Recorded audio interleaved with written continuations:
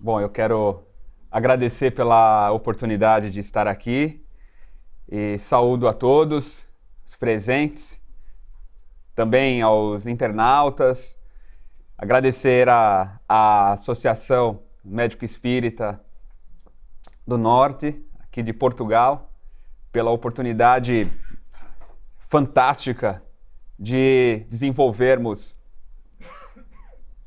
este seminário e agora este tema que, antes de apresentar o tema a todos, nós vamos colocar alguma reflexão do porquê esse tema foi escolhido, o que está por trás de abordar uma temática como esta sobre o pensamento na matéria.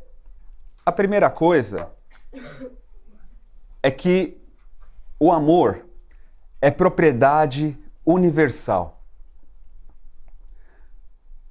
O amor é uma energia que faz parte da constituição do nosso universo. É a energia cósmica, é a energia máxima que permite que tudo o que existe no universo permaneça em harmonia, que haja transformações, que ocorra a beleza conforme nós observamos. O amor é responsável pela manifestação do belo. Portanto, ele é a propriedade universal, tanto no micro quanto no macrocosmos. Ele é além das religiões e dogmas inconscientes que trazemos na arquitetura da nossa mente. Está além de qualquer paradigma que nos julguemos certos ou mesmo aqueles que defendemos veementemente. Ele está além das crenças religiosas que trazemos. É força, porque é a força que impulsiona a nossa própria existência. Sem ele, não há como estarmos aqui. Sem ele, não há como perceber a excelência que existe em todo esse universo imenso e enorme, no qual, diante desta foto de nossa galáxia, nós estamos aqui. Estamos neste ponto. Então, para que toda essa obra, essa arquitetura de uma galáxia, sabendo que existem bilhões e bilhões de galáxias, só há como admitir que esta harmonia é possível a partir de uma energia, de um arquiteto ou de uma grande força do universo que expressa-se por tudo isso, mantendo a ordem e a harmonia, nos ensinando a estabelecer a ordem e a harmonia na nossa própria vida. Porque essa força, o amor, é algo que está na percepção da alma imortal. Está além, está em essência, em nosso interior. Faz parte da nossa constituição.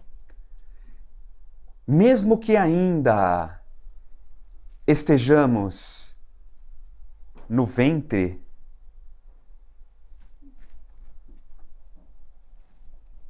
a vida está presente em nós. Portanto, o nosso objetivo hoje é convidar a todos os presentes a estabelecer uma nova visão sobre o próprio pensamento. Estabelecer uma visão nova sobre nós mesmos e sobre as pessoas que nos cercam. Uma visão do pensamento não é pensar como corpos, não é pensarmos apenas como cidadãos, como um cidadão dentro dessa cidade, mas é sentir um cidadão cósmico que é. Sentir-se um cidadão cósmico dentro de todo esse contexto do universo dentro do qual estamos. Somos parte desta cidadania cósmica chamada universo inteiro, e agora cá estamos no planeta Terra, Portugal, Brasil, Oceania, Austrália e todos os demais continentes. A nossa fonte está dentro de nós, como também está dentro desse universo inteiro. E para que a nossa visão sobre a vida seja mais clara, promova alegria, felicidade, nós necessitamos saber qual é o nosso contexto dentro disso tudo. E esse contexto está embasado na lei do amor. O exemplo máximo que tivemos na existência de como manifestar o amor, como estabelecer uma nova visão sobre as pessoas que nos cercam. Este homem deu a nós uma aula magna, na prática, porque não escreveu nenhum livro, não escreveu nenhum paper científico, mas até hoje nem a nossa ciência consegue compreendê-lo plenamente em ciência. Nem mesmo nosso coração também consegue compreender a manifestação religiosa que ele desempenhou. As nossas filosofias ainda também não conseguem ter respostas para as atitudes, para a origem das atitudes que nortearam a tua vida. Ciência, filosofia e religião. Ele vivenciou esses três aspectos da existência da alma humana. Claramente. Porque ele sabia que ele era e sentia que ele era um cidadão cósmico. E que ele era filho de um pai. E com isso, deveria amar a todos os outros realmente como seus irmãos, como eram. Teve em si um conhecimento, uma sabedoria espetacular, conforme foi dito pelo nosso companheiro Paulo César, a sabedoria, o conhecimento das doenças e assim conseguir realizar curas espetaculares. Só que mais do que isso, o que fez ele aplicar uma sabedoria em harmonia, uma filosofia prática, construtiva, foi a sua religião. Também como foi dito pelo nosso companheiro que me precedeu, a religião do Cristo foi o amor. A prática do amor. Como podemos ver nessas imagens. Diante dos mendigos, dando a eles um alimento físico, mas também um alimento imaterial. Não tinha preconceito, não tinha diferenças. Ele habitava com moradores de rua, com prostitutas, com doentes, com leprosos, convivendo com a dor humana para, com isso, ajudar e ser ajudado. Ele curou cegos, como podemos ver. Fez fazer voltar pessoas que estavam em estado de catalepsia. E assim nos deu uma referência de religião ou de espiritualidade. Essa religião cósmica do amor e da sabedoria.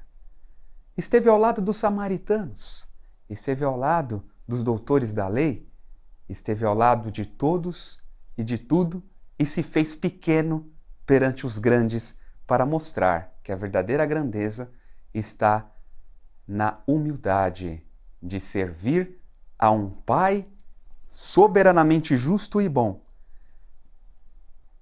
e adorar um altar, o único altar que todos nós devemos adorar, é o altar da nossa própria consciência, do dever cumprido, porque não haverá ninguém que vai nos julgar se acertamos ou erramos, mas somente o altar de nossa consciência nos dá o norte, a referência, a bússola para as nossas ações, porque é nela que está escrita as leis de Deus. O tema do nosso estudo: a ação do pensamento na matéria. Portanto, do átomo à consciência no local. Com esses objetivos apresentados, nós vamos entrar nessa temática para compreender como que o nosso pensamento atua na matéria. Que matéria? A primeira matéria que precisamos pensar é qual? A nossa matéria. Como meu pensamento atua no meu fígado, no café da manhã quando eu sinto raiva? Como meu pensamento atua nas minhas articulações ao longo da encarnação e quais serão as consequências? Como minhas atitudes que expressam meus pensamentos vão interferir com o corpo físico da outra pessoa que convive conosco. De que maneira uma emoção da caridade, um sentimento de caridade, pode regenerar as minhas disfunções cardíacas, por exemplo. Então, para estudarmos juntos, nós vamos falar do átomo até a consciência não local que nós somos. E permita-me apresentar, eu estudei, sou físico, realizei mestrado em fotônica na Universidade de São Paulo e atualmente minha atividade profissional é a terapia laser de baixa intensidade. Somos uma equipe multidisciplinar no Instituto de Fotomedicina em São Paulo, Brasil, e lá desenvolvemos tratamento, terapia laser de baixa em cicatrização de feridas. Um outro foco da nossa atividade é compreender a ação do laser em células-tronco, já que elas fazem parte da regeneração do nosso corpo, como elas migram do folículo capilar para a pele e assim estimular a cicatrização. É um interesse nosso de estudo para, com isso, com o laser combinado a esses conhecimentos, auxiliar e trabalhar na cura. Então, a minha área, a minha atividade profissional, apesar de físico, é inteiramente mergulhada na saúde, né?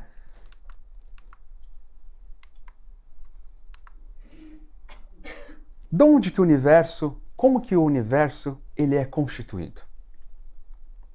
O universo, até hoje, a matéria é compreendida como 72% de energia escura, 23% de matéria escura e apenas 4,6% é a matéria que conhecemos. Isso que vemos, tudo que é visto no universo, estrelas, planetas, tudo que existe que conseguimos ver ou captar com sensores na ciência, corresponde a 4,6%. Olha só, o universo inteiro nós não conhecemos e não sabemos do que é constituído. Aproximadamente 95% do universo não conhecemos. Não sabemos do que é constituído. O que sabemos é que essa energia se distribui com essa porcentagem, e se pudéssemos fazer uma analogia, a energia escura seria cada feijãozinho, era composta por cada feijão aqui nesse objeto, e o que é visto seriam essas outras coisinhas de outras cores. Então, 73% do universo, energia escura e uma outra parte de matéria escura. O que é a matéria escura?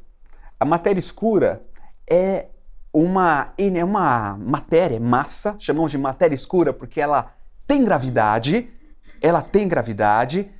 e ela impede que o movimento da galáxia se expanda. É como se ela desse uma freada nesse movimento, mantendo a energia da galáxia coesa. Porque se não existisse a matéria escura aqui, essa galáxia que está girando, ela começa a girar e iria se expandindo, se abrindo. É como observamos na nossa prática, muitas vezes, no cotidiano. Colocando alguma coisa em movimento rotativo, a tendência é que abra. Mas por que não abre? Porque tem uma matéria, chamada matéria escura, que mantém coesa tudo isso. E, provavelmente, ela permeia aqui onde estamos. Permeia aqui onde nós estamos nesse instante. Energia escura.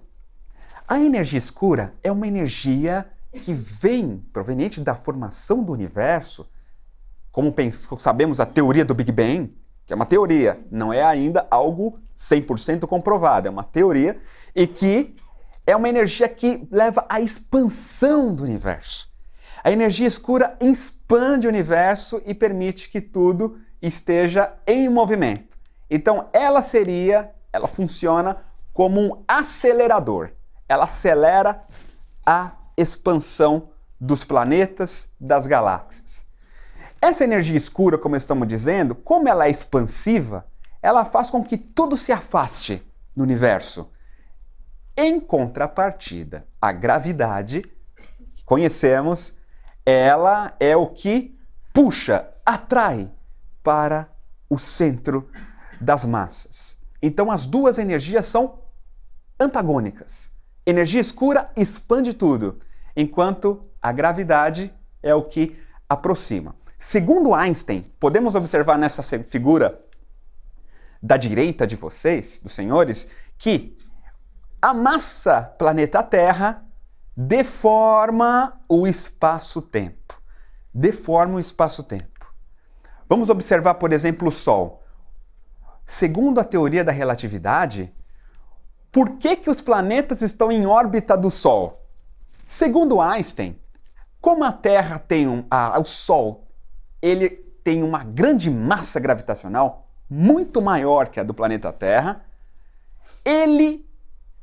toda a grande massa deforma o espaço-tempo, que é, na tua teoria, esta grade, esta matriz, em 3 dimensões, 4 dimensões por causa do tempo, e faz com que o planeta Terra esteja em movimento, tentando cair, mas constantemente em movimento. Aqui a Terra, por ter uma massa menor, ela deforma bem menos o espaço-tempo. É só imaginarmos em casa, pegarmos um lençol branco, esticarmos esse lençol, pedir para alguém segurar esse lençol, as duas outras pontas, e você segurar aqui. Imagine esse lençol aqui plano, no ar. Se eu jogar uma laranja ou um limão, o limão vai afundar um pouquinho esse lençol. Se eu jogar uma melancia, o que acontece?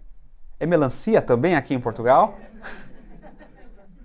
Se eu jogar uma melancia, o que acontece? Ela vai afundar bem mais. Então ali, o limão consegue gravitar em torno da melancia, tá?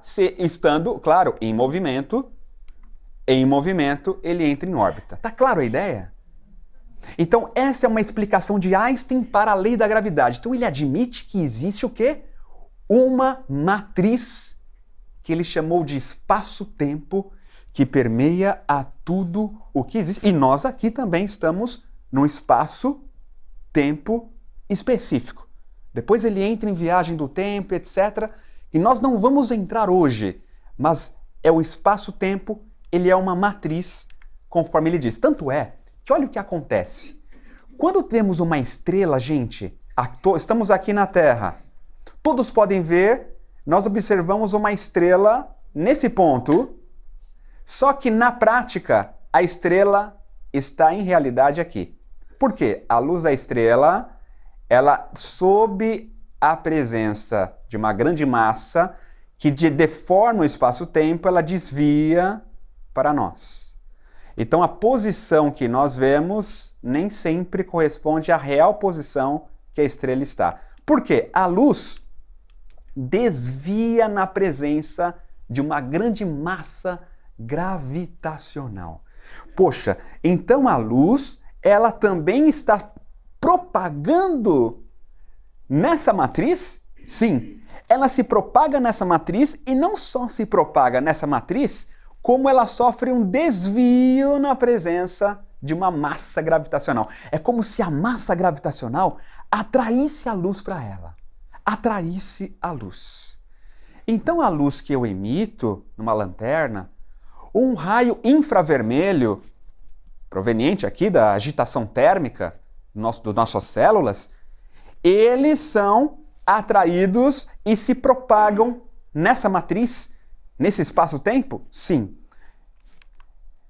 Então, como a luz se propaga nessa matriz espaço-tempo, outros cientistas chamam inclusive de matriz divina. Outros cientistas pensaram, bom, então existe o éter, um grande campo em torno de tudo no universo, e a luz se propaga por esse campo. De que maneira? Assim como a luz, assim como a água, quando eu perturbo a água, as ondas da água se propagam na água e transmitem energia, assim como o ar é o veículo pelo qual o som se propaga, a partir de uma vibração mecânica do ar, estas oscilações se propagam até os nossos ouvidos. Eles pensaram, bom, então as ondas eletromagnéticas, as quais conhecemos, devem então se propagar por meio de algo. E esse meio eles chamaram do quê? De éter. 1884, aproximadamente. Começaram a pensar nessa possibilidade da luz se propagar em um meio de forma que este meio é o que está em torno de nós nesse momento e é invisível. Aos nossos olhos não é possível, mas é por onde a luz se propaga em tudo, tanto no vácuo, no espaço, como aqui, esse éter. Quando fizeram os experimentos, e aqui vamos ver um experimento, aqui, olha, antes de entrar, vejamos aqui, as ondas eletromagnéticas, o que elas são? Elas estão presentes, meus senhores, aqui, nas ondas de micro-ondas, como do nosso forno, as ondas de rádio do nosso aparelho de áudio, as estações de TV, como também as ondas do celular, são eletromagnéticas. A luz está aqui, que está com uma frequência maior que as micro-ondas, e quando aumentamos a frequência dessa onda, todos podem notar na figura que já entramos no ultravioleta, raio-x, raios gama, que tem pequeno comprimento de onda. Pequeníssimo comprimento de onda. Então, a teoria diz que estas ondas eletromagnéticas se propagam pelo éter. Pelo éter. Foi então que em 87, o cientista Michelson e outro Morley, eles fizeram um experimento para identificar se o éter existe. O éter existe? Ele desenvolveu o interferômetro, que é um aparelho que mede a interferência das ondas eletromagnéticas, montou um aparato fantástico, e a conclusão desse estudo, para surpresa dele mesmo, a conclusão é que o éter não existe. Ou seja, que não existe aqui em torno da gente, como podemos aqui estar, nenhum tipo de campo energético que nos conecta uns aos outros. Porque se eu estou aqui e tem um campo invisível que me conecta até o último companheiro ali no auditório, se não existe, então, peraí, por onde a luz se propaga? Mas se existir, então estaremos todos interconectados. Só que, para surpresa dele, infelizmente, a conclusão foi essa, que o éter não existe. partir daqui surgiram inúmeras pesquisas para entender como é que a luz se propaga e etc. Só que 100 anos depois, com novos instrumentos de medição, instrumentos modernos, sensores altamente sensíveis, alguns cientistas, refazendo o experimento de Michelson Morley, conseguiram evidenciar a existência desta substância cósmica que permeia a tudo e a todos nós. Silvertooth, em 83, publicado na Applied Optics, e outros experimentos foram refeitos. E um dos estudos feitos por ele foi realizado pelo Departamento da Força Aérea Norte-Americana no espaço, desenvolveram esse experimento lá e obtiveram, inclusive foi publicado na Nature, que é uma das mais respeitadas revistas de cunho científico, evidenciando que, sim, existe um campo em torno de todos nós que fora pensado por Einstein, mas pelos experimentos daquela época não foi possível detectar, mas no espaço conseguiram, e a gente percebe então, por esses estudos, que possivelmente, sim, estamos todos interconectados por um campo chamado éter. E que, fazendo uma referência ao Livro dos Espíritos de Allan Kardec, lá eles chamam de fluido universal. Fluido universal. Uma energia que permeia a tudo e a todos, e é por ele que o pensamento se propaga. E o que foi escrito em 1857, aproximadamente na década de 50 do século XIX. Algo que, na prática, cientificamente, perceberam evidência agora, no último século. Então, se o éter existe, da superestrutura dos astros à infraestrutura subatômica, tudo está mergulhado na substância viva da mente de Deus. Como os peixes e as plantas da água estão contidos no oceano. Tudo está interconectado. Nós estamos conectados com o companheiro aqui da frente, com os nossos filhos que ficaram em casa, porque existe uma energia cósmica que conecta a nós a eles. Existe uma conexão entre nós e os objetos que estão no guarda-roupa, como também entre nós e cada partícula do nosso universo. Pensando nessas partículas, já que eu estou conectado, então o que é que me faz? O que é que me mantém nessa conexão? Primeiro que a matéria que constitui o nosso corpo, ela é conhecida como átomo.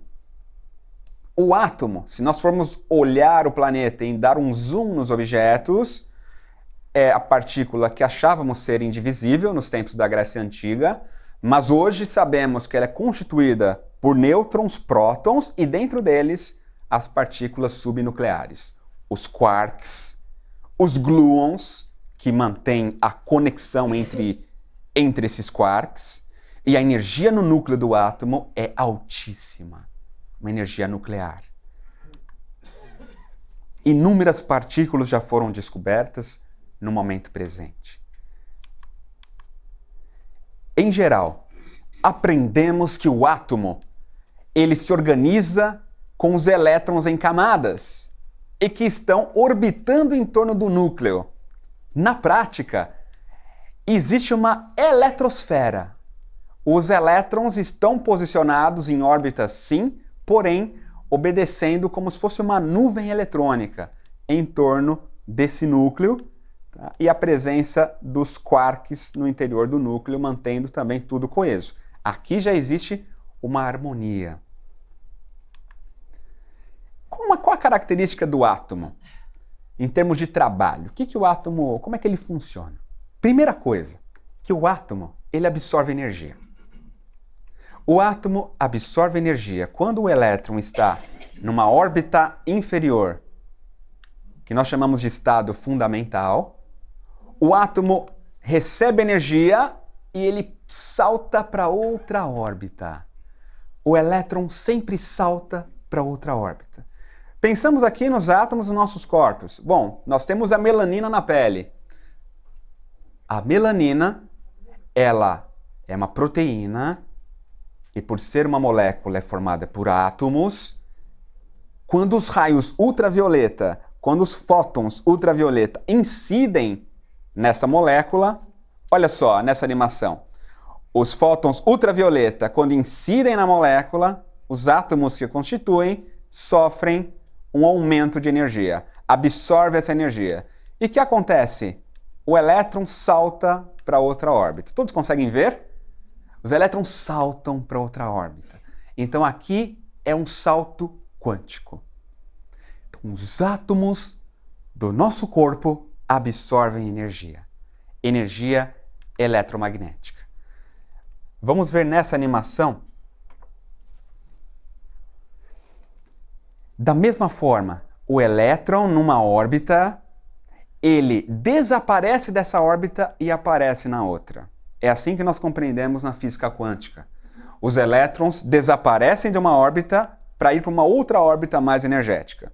Algumas teorias já pensam que o elétron salta para uma quarta dimensão, desaparece, voltando para a terceira dimensão, como vocês podem ver. Então, algumas teorias já admitem a existência de uma nova dimensão. Então, nossos corpos, melhor, nosso corpo físico, as partículas que constituem, segundo alguns autores, existe uma quarta dimensão para que ele possa, por exemplo, salta e depois retorna. Algumas teorias admitem a existência dos corpos energéticos, a existência desses corpos. Então, se eu promovo com algum aspecto emocional, algum comportamento, uma alteração nessa mecânica, eu posso comprometer a mudança dessa enzima, dessa proteína, em cadeia, desencadeando com isso um processo, uma doença. Isso é o que algumas linhas de trabalho têm mostrado. O átomo absorve energia, mas, gente, além de absorver energia, ele consegue emitir. Observem, o elétron está em órbita. O que eu preciso fazer para esse elétron sofrer um salto quântico? Eu preciso fornecer energia. Nós fornecemos energia, ele salta para outra órbita, certo? Só que agora num estado excitado, ele está no estado de maior energia. Só que ele pode liberar essa energia absorvida quando ele volta para a órbita anterior. Ele emite uma onda eletromagnética.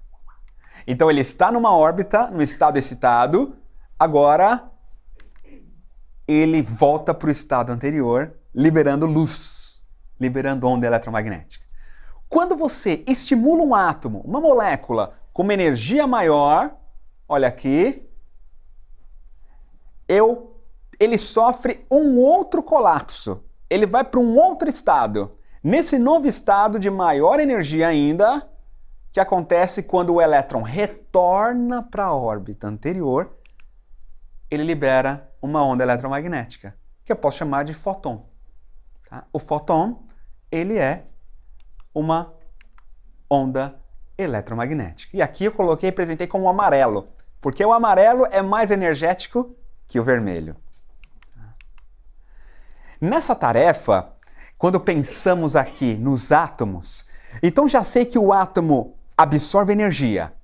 Já sei que o átomo, além de absorver energia, ele pode emitir essa energia. Como funciona então, admitindo a existência do éter, como que foi comprovado que um átomo conversa com outro átomo à distância. É possível isso? Bom, já que existe um campo que conecta tudo e a todos, se isso realmente for uma comprovação científica, como estamos vendo, nós estamos levantando aqui uma outra hipótese. O átomo pode comunicar-se com outro átomo? Na década de 30, o físico Erwin Schrödinger, alemão, ele enunciou por cálculos, a partir de fórmulas matemáticas, que sim, existe uma forma de um átomo permanecer conectado com outro átomo. Na época, o Einstein achou estranhíssimo que isso estaria comunicando um átomo mais rápido que a velocidade da luz. E ele postulou da seguinte forma. Ele chamou primeiro de entrelaçamento quântico, ou emaranhamento quântico. Emaranhamento quântico. O que é isso? Imaginemos duas partículas. Duas partículas e cada uma delas está num estado diferente. Imagine que a primeira, representada em azul, está com seu spin, com seu campo magnético, né, o momento magnético para baixo. Lembra do ímã da geladeira? Que ele tem um campo magnético norte e sul. Imagine aqui, nessa figura, que o elétron está com seu campo magnético, ou momento magnético, virado para baixo. E o verdinho virado para cima. Quando os dois, eu conheço o estado quântico dos dois, pela matemática e tudo, aí você coloca no laboratório eles para interagirem. Primeira etapa, eles interagem. Quando eles interagem, eles vão trocar energia entre eles. Trocando energia entre eles, no momento que eu separo, eles permanecem vinculados. Esse foi o emaranhamento quântico descrito matematicamente por Erwin Schrödinger e que na época foi um caos no começo da física quântica, porque achavam que isso seria um absurdo, mas os cálculos dizem que isso é possível. Como então eu estou conectado aqui com meu filho em casa, porque ele é formado por átomos e eu também? Pela física quântica isso é possível. Estou aqui, o meu coração está conectado com o meu fígado, independente do sistema circulatório ou da rede hormonal? Pela física quântica, teoricamente é possível.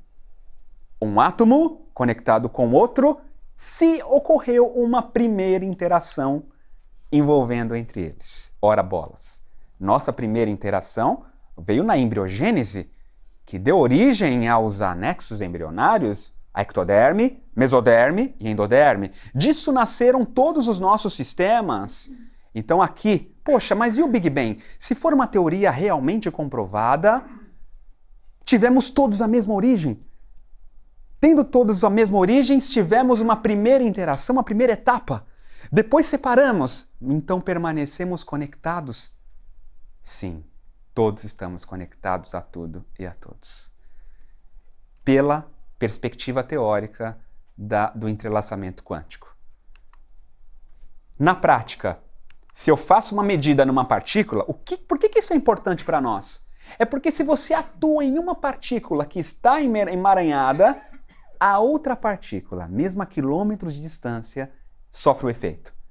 Então, se eu dou um estímulo, e uma partícula sofre um salto quântico na esquerda, a da direita é afetada instantaneamente.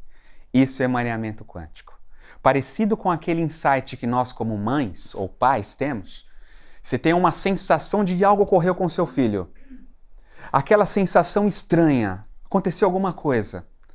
Dentro de segundos ou minutos, toca o telefone. E é o seu filho ou a sua filha pedindo ajuda. Com quantos de nós já não aconteceu isso? Aqui podemos ver no auditório algumas pessoas afirmando que já vivenciaram isso, ou uma sensação de pensar numa namorado ou na namorada, está vivendo aquela emoção, de repente toca o telefone, você atende o celular móvel, quem é? É a pessoa. Então, aqui nós estamos apresentando algumas evidências de algo prático que acontece no nosso dia a dia. Aqui a teoria quântica. O Einstein, na época, contestou e falou que isso era um paradoxo. Escreveu um artigo com outros dois companheiros, falando que isso seria um paradoxo e, na prática, estaria tudo conectado mais rápido que a luz. além da causalidade que conhecemos, até que quando chegou na década de 60, o John Stuart Bell, ele escreveu e postulou uma coisa interessantíssima, que o mundo real que você conhece e que eu conheço, esse mundo real que está palpável aos nossos sentidos, se apoia em uma outra realidade, a realidade não local. Que existe uma realidade oculta, não local, que permeia a tudo e a todos, e a partir dela que nasce a realidade física que conhecemos. Ele postulou pela matemática tudo isso, por equações, e na época foi aceitada, porque foi irrefutável a forma das fórmulas que ele enunciou. E aí, a explicação que ele dá para o emaranhamento quântico é essa, a partir da realidade não local. Duas partículas separadas, um elétron no Japão, ou melhor, duas partículas que estão aqui, no laboratório. Eu sei o estado quântico delas. Primeira etapa qual é? Interação. Qual que é a segunda etapa? Separação. Se separam. Quando elas se separam, elas permanecem emaranhadas. E o que é que mantém esse emaranhamento quântico? É o que ele postulou como realidade não local. Uma matriz, uma energia que conecta a essas partículas e as mantém em vínculo. Quando eu atuo em uma partícula, a outra é afetada instantaneamente porque existe uma realidade não local conectando os dois sistemas quânticos. Quando eu falo sistema quântico, é que não é um elétron apenas, mas um sistema quântico átomo. O átomo é um sistema quântico. Aí pensaram, será que o cérebro é um sistema quântico? Será que o cérebro também obedece a esta lei? Gente, e esse experimento foi comprovado em 1982. Em 82, pesquisadores fizeram em laboratório a interação entre duas partículas, afastaram elas a mais de 100 km de distância e mediram uma e viram que a outra partícula a quilômetro de distância foi ativada. Nasce a linha de pesquisa experimental de emaranhamento quântico e hoje admitimos na prática que realmente se eu interajo com uma partícula, duas partículas interagem, as outras, quando são afastadas, permanecem conectadas com elas. Isso foi comprovado. Até que a partir dessa comprovação experimental entre partículas, os físicos pensaram, será que o cérebro é um sistema quântico? E aqui a gente traz o que tem tudo a ver com o nosso dia a dia. Independente dos senhores serem físicos, engenheiros, médicos, enfermeiros, donas de casa, independente da sua vida, essa teoria interfere totalmente e dá explicação de muitas coisas que nós vivenciamos. Muita coisa pode ser explicada a partir do que nós vamos falar agora. Porque eles tentaram verificar se o cérebro se conecta com outro cérebro. Na prática, esse experimento em 94, foram pares de pessoas, 7 pares de pessoas foram colocadas em estado de meditação. E na proposta elas deveriam mandar pensamento bom uma para a outra. Primeira etapa. A força de interação foi o pensamento. Qual é a segunda etapa? Separação. As duas foram colocadas em salas separadas, distante por 20 metros aproximadamente. E também envolvidas em gaiolas de Faraday, aquela estrutura que bloqueia, faz uma blindagem eletromagnética, então nenhuma onda de celular, nenhum tipo de onda eletromagnética conseguia entrar, eles só estavam sendo monitorados com eletroencefalograma. Enquanto estavam sendo monitorados por EEG, uma delas recebia 100 flashes de luz de forma aleatória no rosto. Ela nem sabia de nada que ia acontecer. Quando ela recebeu 100 flashes de luz, a atividade do EEG se alterava. A atividade cerebral alterada. Instantaneamente, a atividade cerebral desta aqui também sofreu alteração. E quando os cientistas comparam estatisticamente os pares, ocorreu uma grande correlação estatística existente entre o EEG de uma com o EEG da que foi estimulada. A conclusão desse paper foi que um potencial evocado do cérebro de uma pessoa foi transferida para outra, e com relevância estatística espetacular. Então, nesse ponto, a gente percebe que existe uma correlação entre cérebros, e no nosso dia a dia, onde é que isso se encontra? Se numa primeira etapa eu estou interagindo com uma pessoa, estou com uma conversa, discutindo com ela, primeira etapa é a interação. Estou brigando com alguém. Qual que é a segunda etapa? Ela vai para casa e você, os senhores, vão para suas casas. Já aconteceu de mentalmente você permanecer discutindo com ela?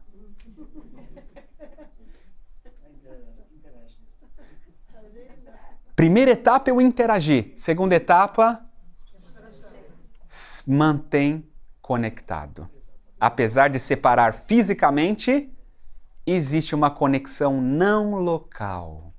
Porque se um potencial cerebral é transferido para outro potencial, a partir de uma interação, existe uma conexão estabelecida naquele instante. Replicaram esse estudo utilizando neuroimagens, ressonância magnética, junto com eletroencefalograma. Comprovaram nos Estados Unidos a mesma coisa. E aí, a partir desse paper, os senhores poderão encontrar outros tantos em sequência, novos outros experimentos com muito mais pessoas sendo participantes. Da mesma maneira, se nós temos uma interação benéfica com alguém, mesmo sem conhecê-la, o que acontece?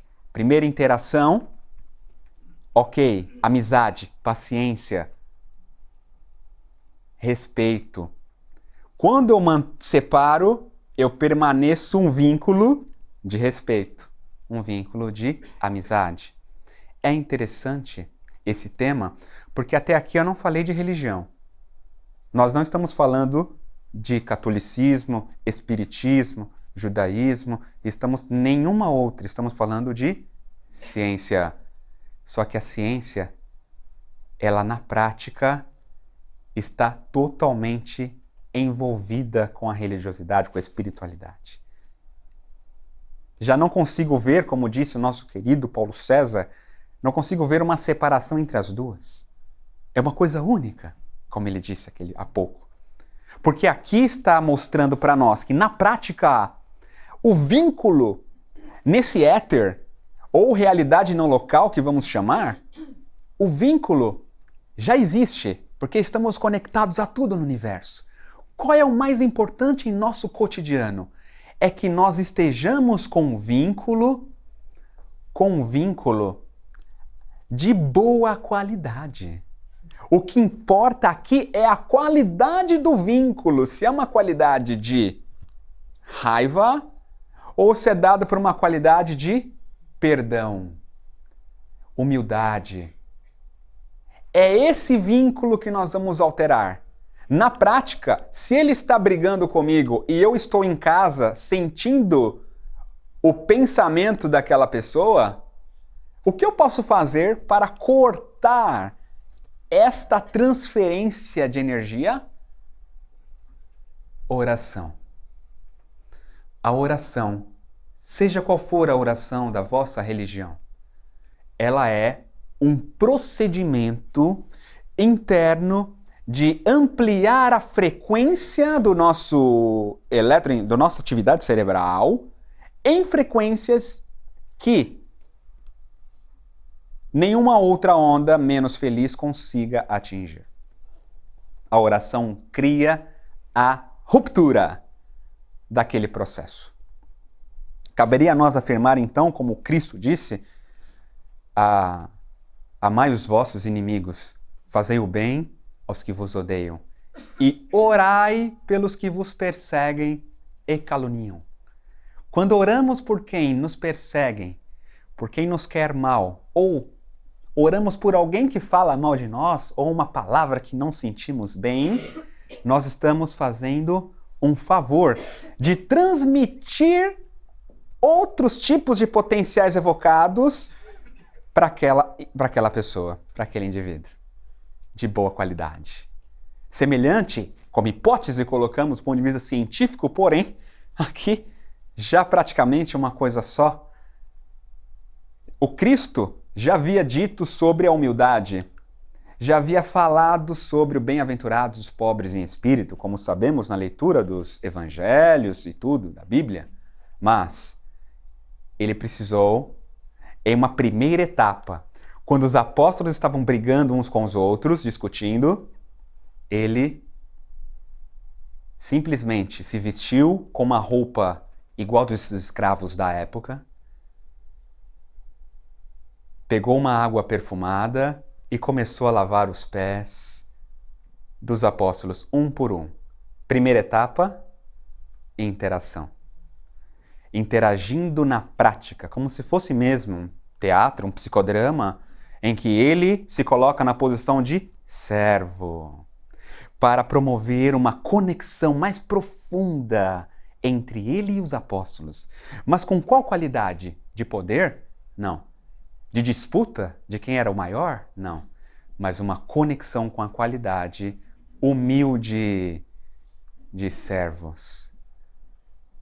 E quando chega nos pés de Pedro, realmente ele diz, não, mestre, não sou digno de lavar meus pés. E ele diz, Pedro, Pedro, permita que eu lave seus pés, para que tu faças parte comigo. Então, mestre, diz ele, não me lave só os pés, mas me lave o corpo inteiro. Que Pedro realmente queria fazer parte com Cristo, estar conectado no ponto de vista quântico com Ele. Quem de nós não queremos estar quanticamente emaranhados com aquela pessoa que a gente ama? Todos nós queremos estar junto com quem amamos, sim ou não? Sim.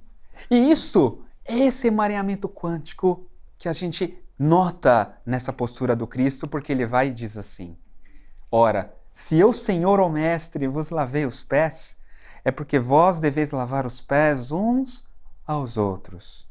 Porque como eu vos dei o exemplo, é para que façais vós também. Em verdade vos digo, não é o servo maior do que o seu Senhor, e nem o enviado maior do que aquele que o enviou. Se sabeis estas coisas, bem-aventurados sois, se os fizerdes. É a humildade. A partir desse momento, que nós estejamos convictos no desejo de nos conectar ao outro, de que maneira?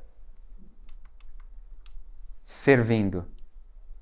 Porque muitas vezes os pés das pessoas com as quais convivemos mal, os pés delas podem estarem sangrando, porque ela sofreu muito na infância, passou por problemas na vida e a sua caminhada está ferida. Nos cabe então, às vezes, lavar os pés.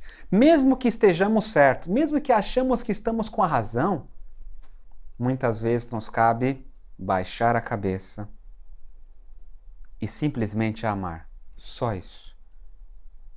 É a melhor coisa que a gente pode fazer para que a discórdia seja interrompida. Isso é transmutar a energia com a qual nos conectamos às pessoas.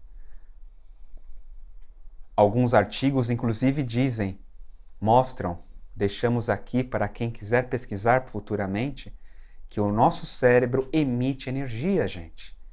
Emite energia a ponto de promover alteração em geradores de números aleatórios. Foram medidos biofótons do cérebro de pessoas como um potencial fator de alterar uma máquina que gerava números aleatórios. Aqui nós apenas apresentamos para que a curiosidade científica presente façam com que busquem esses artigos. Podemos também enviar por e-mails. Outro estudo fantástico realizado por médicos do Brasil, o efeito do passe espírita ou cura espiritual no crescimento de cultura de bactérias. Olha a interação do pensamento com a matéria. Já sei que as bactérias são constituídas por moléculas, por átomos, e o átomo absorve energia. Vimos que o átomo absorve sobre um salto quântico. Então, quando eu penso em cultura de bactérias, estamos falando de matéria. Matéria já conhecemos, formada por átomo. Esta matéria, toda bactéria vai absorver energia. E ali, nesse estudo, culturas de bactérias foram separadas em grupos. Alguns grupos receberam, sim, o passe conhecido nas casas espíritas, mas eles fizeram esse estudo após terem visto inúmeros outros estudos sobre Reiki, o efeito do Reiki, do Jorei, da religião messiânica, e outros tipos de imposição de mãos em micro-organismos que evidenciaram um efeito, tiveram na conclusão um efeito. Então realizaram também um que mostra o passe espírita. E perceberam nesse estudo, ao separar em 3 grupos, um grupo que recebeu o passe espírita, o outro grupo que recebeu uma intervenção de uma mão de borracha ali só para estar presente. E um outro grupo foi sem a intenção de crescer a bactéria, né? Eles separaram em 3 grupos e colocaram vários médiuns diferentes para poder atuar, tanto com a intenção de fazer crescer as bactérias, ou com a intenção de bloquear o crescimento da bactéria, ou com intenção nenhuma, simplesmente ficar com a mão ali, sem pensar em nada, ouvindo música. E nós vamos passar, deixamos aqui para todos, quem quiser o endereço do artigo, nós passamos, mas a conclusão, em virtude do tempo, a conclusão foi qual? Que o passe espírita, ele pode inibir, tá, o crescimento de culturas de bactérias, tá? Isso comparado com os grupos controles que estavam ali. Tá? E isso é fantástico. Poxa, se eu tenho um paciente com escara de decúbito ou com úlcera varicosa, úlcera infectada, claro que nós vamos ter a intervenção médica, sim. Muitas vezes os médicos vão receitar, sim, um antibiótico, importante essa parte. Mas por terapia complementar, e é por isso que esse estudo foi publicado nesta revista de terapias complementares na medicina. Como terapêutica complementar, uma infecção, o passe espírita pode ser um recurso muito importante. Pode ser um recurso muito importante. Isso tudo carece, obviamente, de mais novos estudos nessa temática. Novos estudos, replicar esse tipo de estudo de como o meu pensamento interage com a matéria. Como também como o meu pensamento interage com as bactérias que estão no meu corpo. Porque o passe, no caso, se eu vou a um grupo, tomo um passe, ou eventualmente na minha religião, o padre faz uma imposição de mãos, me dá uma bênção. Nesse momento, quando o nosso padre nos dá uma bênção e ele está com intenção real de nos abençoar, conectado ao Espírito Santo, ou a Deus, ou ao Cristo, essa energia pode sim interferir na nossa saúde, como também no crescimento ou no bloqueio do crescimento de uma cultura bacteriana que possa estar em mim. Pode ser que isso sim ocorra. Por isso precisamos de novos estudos. E um estudo que nós, com ele, finalizamos, foi um estudo realizado com 11 pares de médiums, 11 pares de médiums, e foi pedido a cada médium levar um receptor, uma pessoa com quem tivesse um grande afeto, um grande vínculo. E essa pessoa com vínculo estava numa máquina de ressonância magnética funcional. O objetivo era o médium enviar pensamentos de outra sala para aquele amigo dele na máquina de ressonância magnética. Só que ele deveria mandar prece, boa intenção, 2 minutos, 6 vezes, e também parar de enviar por 2 minutos, 6 vezes, de forma aleatória, conforme sorteio dos pesquisadores. E com isso, eles fotografaram as áreas cerebrais que estavam sendo ativadas durante a recepção dessa prece. Eles já, como eram amigos, já tinham um vínculo, uma proximidade, eles já estavam quanticamente emaranhados. Já estavam emaranhados. E as áreas que foram mais ativadas foram estas. A primeira área ativada foi a região do córtex pré-frontal esquerdo, que é a área responsável pelo julgamento, decisão, o controle da informação. Uma segunda área de muita ativação foi o giro do cíngulo, responsável pela expressão da emoção. Ela faz parte do sistema límbico. E também em alguns estudos placebos, esta região cerebral é responsável pelo bloqueio da dor. Terceiro campo foi a área do precônios, tanto direito quanto esquerdo, é a área relacionada à consciência ou autorreflexão. Então, nesse estudo, enquanto os indivíduos recebiam a oração de cura, de saúde, estas áreas cerebrais eram mais ativadas durante os minutos que eles recebiam prece. Durante o tempo em que a prece chegava. Quando eles paravam de fazer oração, voltavam ao normal. Então, nesse caso, a gente conclui, por esse estudo, como também pelos outros, que o pensamento, ele interage com a matéria. Pode interagir com a matéria. Se nós orarmos por alguém nesse momento, mesmo que ela não saiba, algumas regiões do seu cérebro, do cérebro dela, podem sofrer uma alteração.